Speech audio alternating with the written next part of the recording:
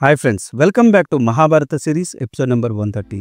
ఇప్పుడు వరకు జరిగిన కథ ఏంటంటే, శ్రీకృష్ణుడిని ధర్మరాజు మధ్యవర్తిగా సంధి చేయడానికి హస్తినాపురానికి పంపాలనుకుంటున్నాడు. అందులో భాగంగా శ్రీకృష్ణుడిని సంధి చేయమని కోరుకుంటాడు. అలాగే భీమసేనుడు కూడా ధర్మరాజు మాటలు విని తనకు కూడా సంధి చేయాలని కోరుకుంటాడు. కానీ ఆ మాటలకు నవ్వుతాడు శ్రీకృష్ణుడు. కానీ నవ్విన దానికి కోపగించుకున్న ఆ తర్వాత శాంతింపజేసి మా ధర్మరాజు మాట ప్రకారం సంధి చేయమని కోరుకుంటాడు. అలాగే అర్జునుడు కూడా సంధి చేయమని కోరుకుంటాడు. నకులుడు కూడా సంధి చేయాలని కోరుకుంటాడు. కానీ సహదేవుడు మాత్రం దానికి అంగీకరించడు. తన అన్న మాటలకు సాత్యకి ఆనందపడతాడు. ఆ తర్వాత ద్రౌపది కూడా తనకు కోపం వచ్చి తను అవమానించినా కూడా వీళ్ళు శాంతింప చేయాలని చూస్తున్నారని బాధపడుతుంది. కానీ శ్రీకృష్ణుడు ఊరడించి ఈ సంధి ఎలాగో పొసగదు, కానీ నా ప్రయత్నం చేస్తాను అని చెప్పి అక్కడికి నుంచి బయలుదేరతాడు. ఆ తర్వాత ఏం జరిగిందో తెలుసుకోవాలనుకుంటే ఈ వీడియోని స్కిప్ చేయకుండా లాస్ట్ వరకు చూడండి. అర్జునుడు, ధర్మరాజు శ్రీకృష్ణుడితో పాటు ఊరు వెలుపల దాకా వచ్చి సాగనంపారు. ఆఖరున్న ధర్మజుడు శ్రీకృష్ణుడిని చూసి, కృష్ణ, నీవు మా తల్లి కుంతీదేవి వద్దకు పోయి ఆమెకు నా నమస్కారాలు చెప్పు, ఆమెను ఊరడించు. మా గురువులు ద్రోణుడికి, కృపాచార్యుడికి నా నమస్కారాలు చెప్పు, విదురునికి నా నమస్కారము చెప్పు అని అన్నాడు ధర్మరాజు. అలాగే అని అందరి వద్ద సెలవు తీసుకుని శ్రీకృష్ణుడు హస్తినాపురానికి ప్రయాణమయ్యాడు. మధ్యలో కుశస్థలము చేరుకుని అక్కడ విడిది చేశాడు. శ్రీకృష్ణుడు రాయబారిగా వస్తున్నాడని, కుశస్థలిలో విడిది చేసి ఉన్నాడని ధృతరాష్ట్రుడికి తెలిసింది. వెంటనే ధృతరాష్ట్రుడు భీష్ముణ్ణి, ద్రోణుణ్ణి, విదురుణ్ణి, దుర్యోధనుణ్ణి, కర్ణుణ్ణి, సైంధవుణ్ణి, శకుణ్ణి పిలిపించాడు. శ్రీకృష్ణ పాండవ కార్యార్థి హస్తినకు వస్తున్నాడు. కుశస్థలి వరకు వచ్చాడు. మనం అతనికి తగిన విధంగా స్వాగత సత్కారాలు గావింపవలెను, తగు సన్నాహాలు చేయండి అని ఆజ్ఞాపించాడు. ఆ మాటలు విని భీష్ముడు, ద్రోణుడు, విదురుడు ఎంతో సంతోషించాడు. సుయోధనుడు తగిన విధంగా సత్కారాలు, సన్నాహాలు గావిస్తున్నాడు. ధృతరాష్ట్రుడు విదురుని చూసి, విదురా, శ్రీకృష్ణుడికి విడిది ఎక్కడ ఏర్పాటు చేయించాలి, మనం శ్రీకృష్ణుడికి ఇష్టమైన ఏ ఏ వస్తువులు కానుకలుగా సమర్పించాలి అని అడిగాడు. దానికి విదురుడు, రాజా, మనకు పాండవులకు 5 ఊళ్ళు ఇవ్వడానికి కూడా శక్తి లేదు కదా, శ్రీకృష్ణుడికి కానుకలు సమర్పించగలమా? నీ మనసులో మాట గ్రహించాను. ఏవో కానుకలు ఇచ్చి శ్రీకృష్ణుని లోపపరుచుకొని పాండవులకు, శ్రీకృష్ణుడికి విభేదము కలిగించాలని చూస్తున్నావు. నీకు ఇంత తెలివి లేనివాడవా? నీవు మేరు పర్వతాన్ని ఇచ్చినా శ్రీకృష్ణుడు అర్జునుడిని విడవడు. కాబట్టి ఈ రకమైన ఆలోచనలు వదిలిపెట్టు. శ్రీకృష్ణుడికి కాళ్ళు కడుక్కోవడానికి నీళ్లు, 4 కుశల ప్రశ్నలు ఇవి చాలు, వేరే అక్కర్లేదు. శ్రీకృష్ణుడు మన వద్దకు ఏమి పని మీద వస్తున్నాడో ఆ పని నెరవేర్చి పంపడం అతనికి ఇష్టం. అది తప్ప మనం ఎన్ని చేసినా అతని ప్రియం కాదు అని అన్నాడు విదురుడు. దానికి సుయోధనుడు, తండ్రి, విదురుడు చక్కగా పలికాడు. శ్రీకృష్ణుడు పాండవులను విడువడు, అది నిశ్చయం.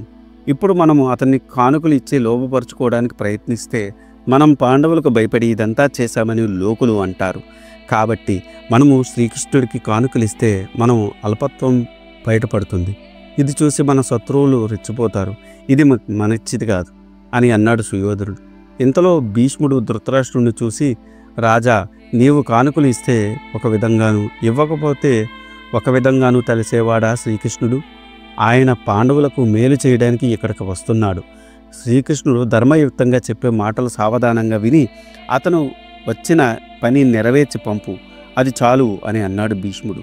సుయోధనుడు భీష్ముడిని చూసి, శ్రీకృష్ణుడు వచ్చి పాండవులకు రాజ్యంలో సగభాగం ఇమ్మంటాడు, నేను ఇవ్వను అంటాను. అది అటుంచండి. మీరు చెప్పినట్టు పాండవులకు శ్రీకృష్ణుడు సర్వస్వం కాబట్టి మనము ఈ తరుణంలో శ్రీకృష్ణుడిని పట్టి బంధించి చెరలో పెట్టిన పాండవులు రెక్కలు తెగిన పక్షులవుతారు. యాదవులు, పాంచాలురు మనం పక్షం వహిస్తారు. ఈ భూమినంతా నేనే ఏలుతాను. దానికి తగిన సన్నాహాలు చేస్తున్నాను. ఇంకా మీరు చెప్పేది ఏమిటి చెప్పండి అని అన్నాడు సుయోధనుడు. సుయోధనుడు మాటలు విని అందరూ నిర్ఘాంతపోయారు.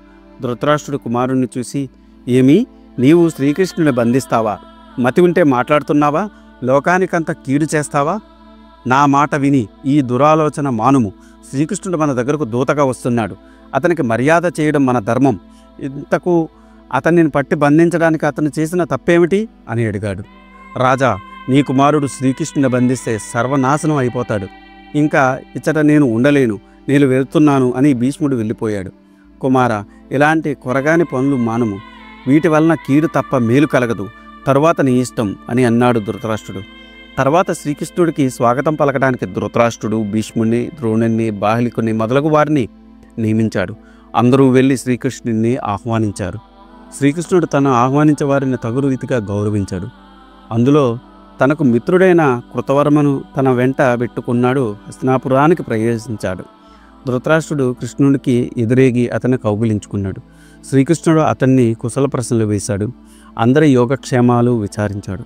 మిగిలిన వారి యోగక్షేమంలో విచారించడానికి తన బదులు సాత్యకిని నియమించాడు. ధృతరాష్ట్రుడు శ్రీకృష్ణుని ఉన్నత ఆసనము మీద కూర్చోబెట్టి అర్ఘ్యపాద్యములు అర్పించాడు. శ్రీకృష్ణుడు భీష్ముని, ద్రోణుని, మిగిలిన పెద్దలకు ధర్మరాజుకు నమస్కారాలు తెలియజేశాడు. తరువాత శ్రీకృష్ణుడు ధృతరాష్ట్రుని అంగీకారము పొంది విదురుని మందిరానికి వెళ్ళాడు.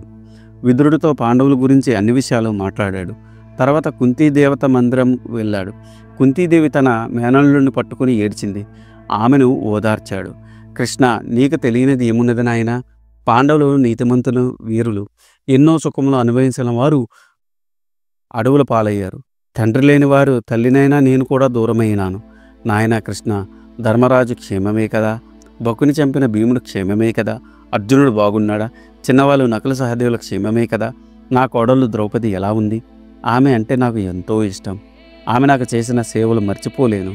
అలాంటి సాధ్వికి కురుసభలో జరిగిన అవమానం తలుచుకుంటేనే మనసు దుఃఖంతో కుంగిపోతున్నది. ఒక్క విదురుడు తప్ప ఆ రోజు కౌరవుల చర్యను ఎవరూ ఖండించలేదు కదా. అయినా కృష్ణ, ఈ 13 ఏళ్ళు దాయాదులు ఇంట్లో పడి వీరు పెట్టిన దయమాలిన తిండి తినడం ఎంతో బాధగా ఉంది.